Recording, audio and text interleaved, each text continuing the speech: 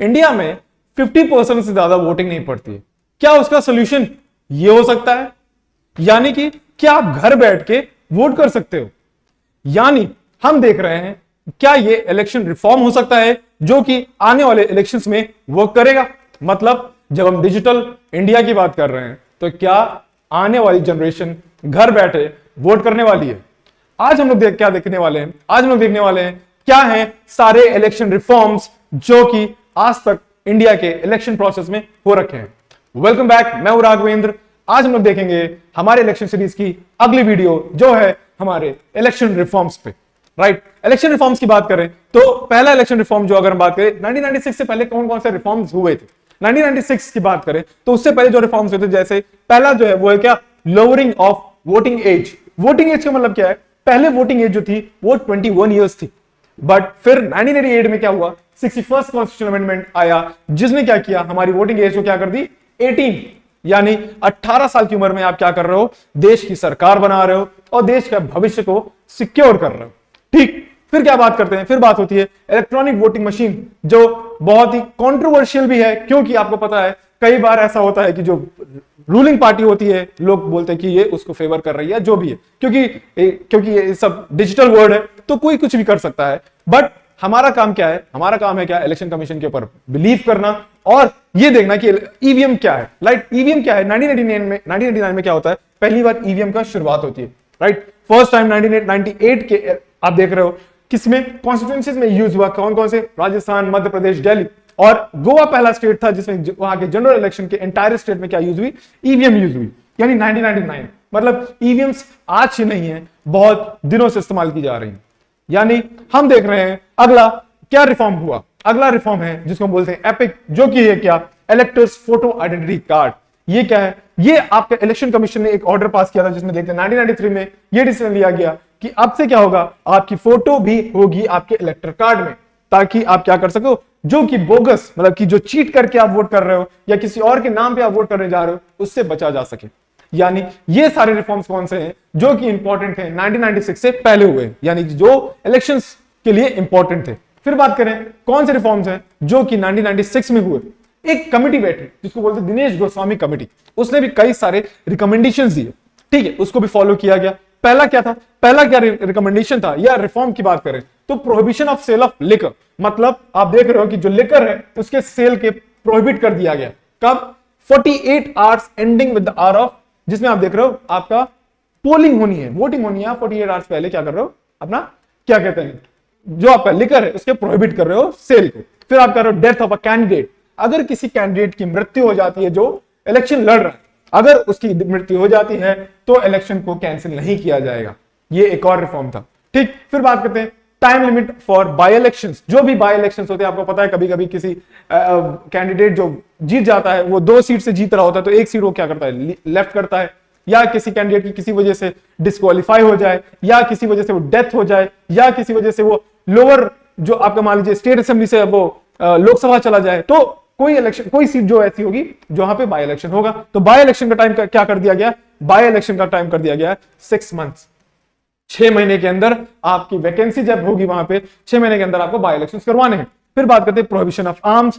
आप कभी भी, आप जहां पे भी पोलिंग स्टेशन है उसके आसपास आर्म्स लेके नहीं जा सकते। ठीक, और इफेक्टिव कैंपेनिंग पीरियड की बात करें तो उसको क्या कर दिया गया है, minimum gap between the last date for the withdrawal of a candidate. हम लोग ने लास्ट वीडियो में देखा था कि जो विड्रॉल है कैंडिडेट कब कर सकता है अपनी नॉमिनेशन का, 2 दिन में। राइट, वहां से और पोलिंग डेट को कितना कर दिया गया है, रिड्यूस कर दिया गया है 14 डेज तक। पहले 20 डेज था, अब क्या हो गया 14 डेज। मतलब अब आप क्या कर रहे हो, जिस दिन आप विड्रॉ कर रहे हो अपना कैंडिडेचर, उससे 14 दिन बाद आपका पोलिंग हो जाएगी, मतलब वोट पड़ जाएगा। मतलब आपको सिर्फ 2 हफ्ते मिलेंगे पूरी कैंपेनिंग के, जो भी आपको करना है, राइट, आपको अपने इलेक्शंस के लिए। ठीक, तो ये कुछ रिफॉर्म्स है जो कि 1996 में हुए। फिर बात करते हैं आफ्टर 1996 की बात करें तो वोटिंग थ्रू पोस्टल बैलेट। पहली बार वो आप बात करें ये पोस्टल बैलेट्स की बात करें तो आप ये देखिए 1999 में एक प्रोविजन बनाया गया कि कुछ क्लास ऑफ पर्सन होंगे उनको पोस्टल बैलेट से वोट करने को दिया जाएगा। ठीक है, और ये नोटिफिकेशन कौन देगा, ये नोटिफिकेशन आपका इलेक्शन कमीशन देगा कि किसको आपको पोस्टल बैलेट्स के थ्रू करवाना है। चाहे वो इलेक्शन कमीशन किसी को भी दे दे, चाहे वो सर्विसमैन को दे दे, या फिर आप ओल्ड एज लोगों को दे दे। मतलब ये इलेक्शन कमीशन के ऊपर डिपेंड करेगा कि कौन पोस्टल बैलेट से वोट करेगा। राइट, फिर बात करते हैं facility to opt to vote through proxy. Proxy मतलब क्या होता है, मतलब जैसे आर्म फोर्स के पर्सनल है या कोई बाहर है, वो क्या कर सकता है, अपने मेंबर्स, हाउस मेंबर्स पे क्या कर सकता है कि अपनी जगह वोट करवा सकता है, इसको प्रॉक्सी वोट बोलते हैं, मतलब उसकी जगह कोई और वोट कर देगा। ठीक, फिर बात करते हैं changes in Rajya Sabha election.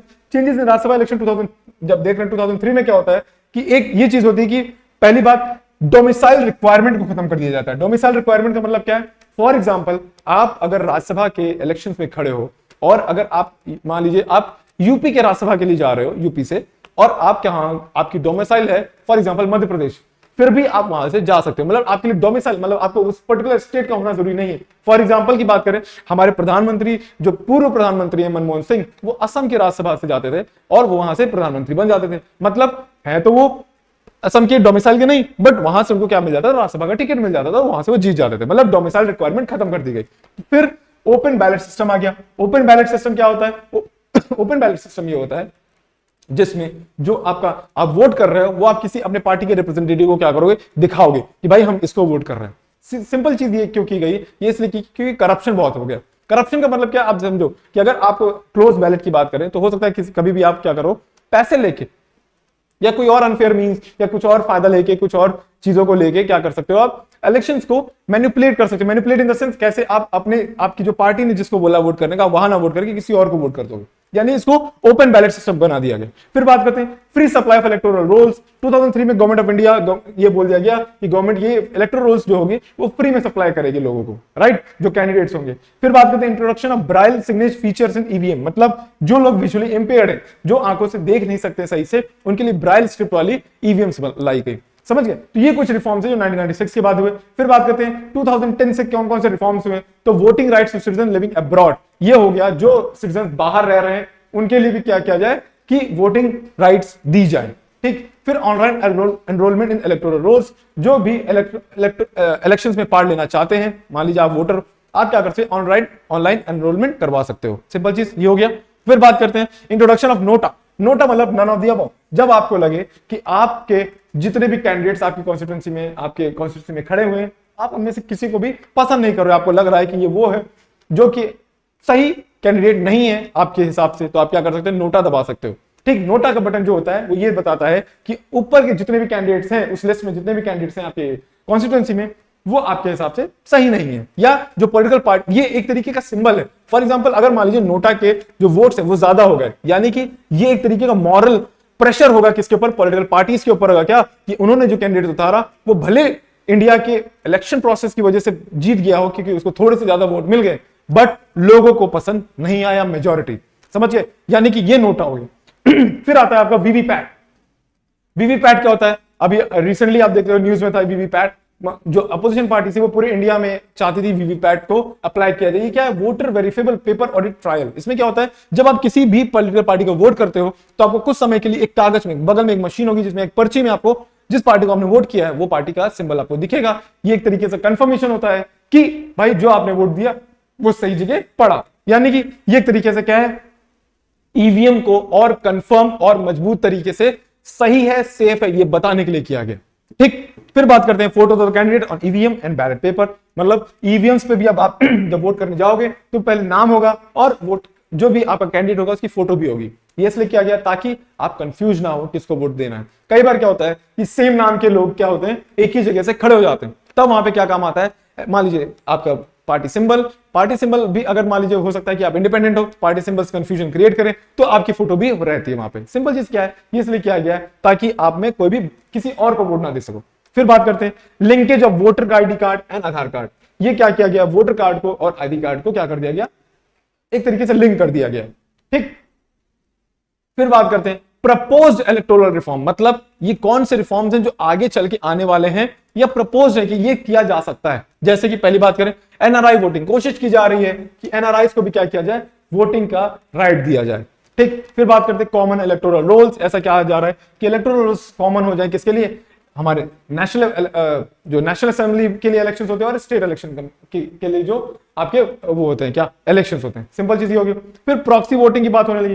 Proxy voting can be allowed where by voters may be delegate their voters. Proxy voting की बात होने लगी। इसमें क्या है, ये कहा गया कि भाई आप क्या कर सकते हो, अपनी वोट आप क्या कर डेलीगेट कर सकते हो, मतलब अपनी वोटिंग, अपने वोट का जो हक है वो किसी को दे सकते हो और वो आपकी जगह वोट कर सकता है। अगर आप कहीं पे फंस गए हो या आप किसी काम में बिजी हो, या हो सकता है कि आप क्या कर रहे हो, आप ओल्ड एज हो या आप सर्विस मैन हो, आप ऐसी जगह काम करो जहां से आपको वापस आने में, वोट करने में आपको समय, मतलब कि आप नहीं आ पा रहे हो किसी वजह से भी, तो इसको बोलते हैं आप अपना नॉमिनी बनाओगे और वो क्या करेगा, आपकी जगह वोटिंग कर देगा। और चौथा सबसे इंपॉर्टेंट वो है क्या, ई वोटिंग, जिसकी हम बात कर रहे थे, जिसमें आप क्या कर सकते हो, अगर आप किसी फार वे सिटीज में हो और वापस नहीं आ पा रहे हो तो आप क्या कर सकते हो, ई वोटिंग कर सकते हो।